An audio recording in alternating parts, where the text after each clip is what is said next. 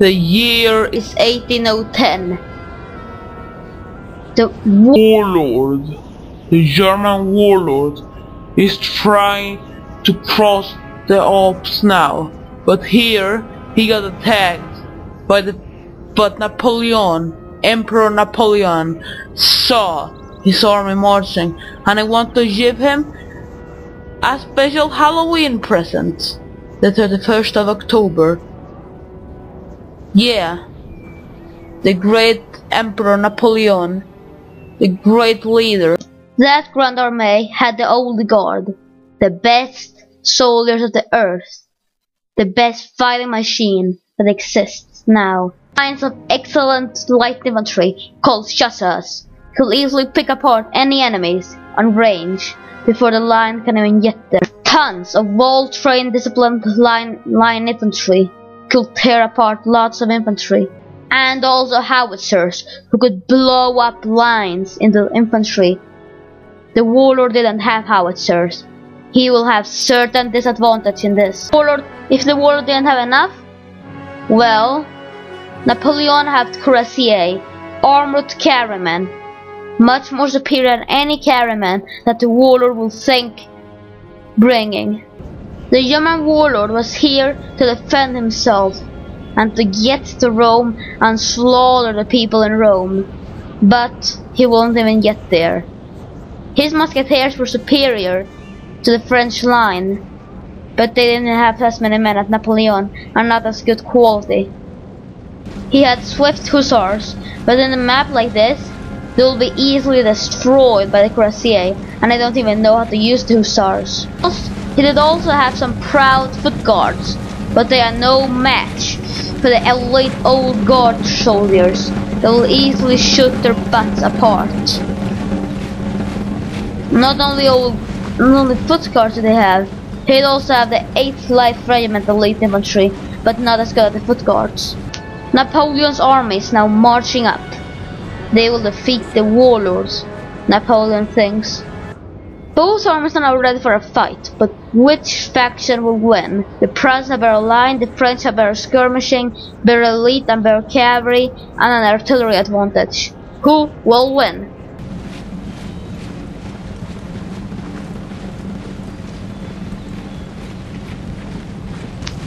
Napoleon is happy to have surprised the warlord. He is confident of big victories.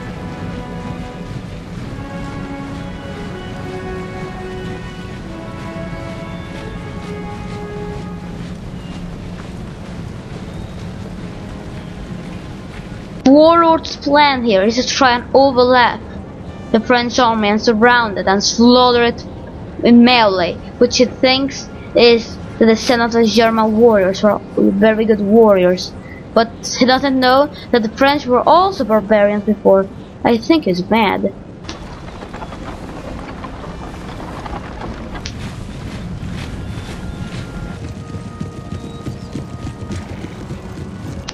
Now the French artillery will be unlimbered, and they will bring certain dooms to the warlord's army.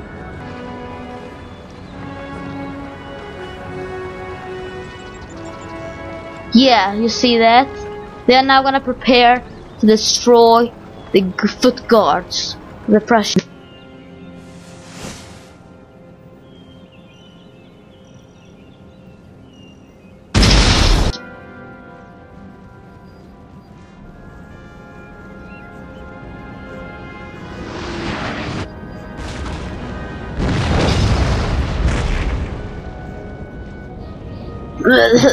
The warlord got devastated by this result, and he began to waver himself because of this devastating barrage that will continue throughout the whole battle. Have now ran up here even more. The warlord is preparing to the fight that he will lose. Even more fire is hitting the foot guards and also the heavy hussars. The warlord is devastated about this. Now finally, the first light infantry open fire, and that will devastate the Prussians a lot. The Prussians are now trying to rush heroically onto the enemy lines, but they don't manage to do that. Now here comes the big volley, from the light infantry, destroying the enemy lines like a bomb. The French cuirassiers are now gonna run at their enemies with the saber charge. That will be epic for them.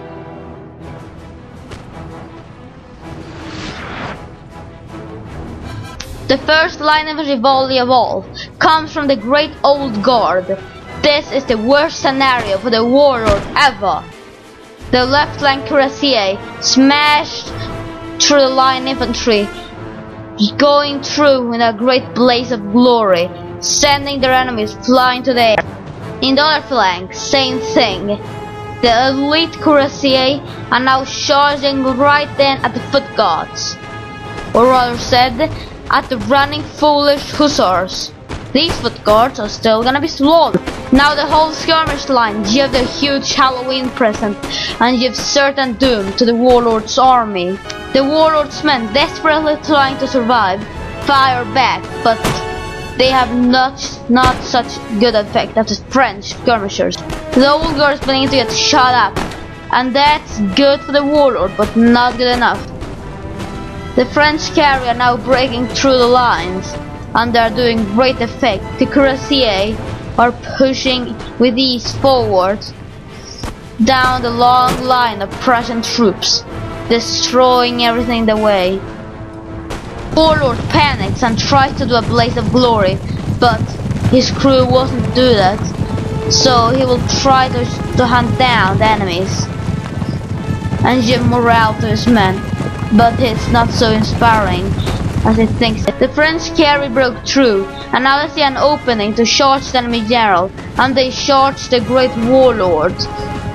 And these cuirassiers, who are much more armored, much more trained, disciplined, glorious victory, sir, and superior in status, will cleave through the warlord's bodyguards.